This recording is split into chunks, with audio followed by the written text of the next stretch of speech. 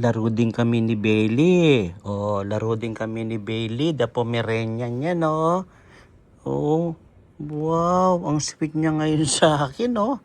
Andito siya sa tabi ko. Ang sweet niya ngayon, no? Kaya lang minsan may topax ito eh. Inuungol-ungulan ako nito eh. Ikaw ba? May topax ka rin? Ganito ito eh.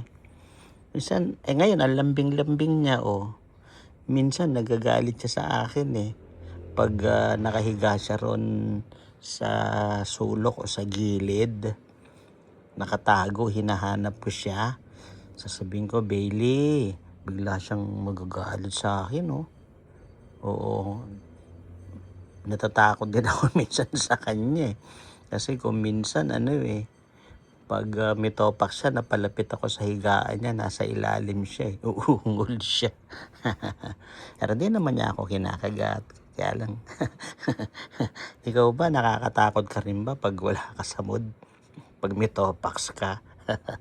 Oh, ang lambing niya. Ito si Bailey, the Pomeranian. Meet our... Uy, ano yan? Nagulat ako sa'yo. Nagulat ako sa'yo. Nasinghot ka pala. Meet one of our four babies,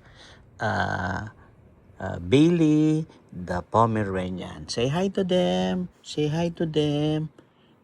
Say hi to them. Liit-liit niya. The newest baby. One of the smallest. Sino kaya mas malaki sa kanila ni Groot? Parang mas malaki to kay Groot, the toy poodle.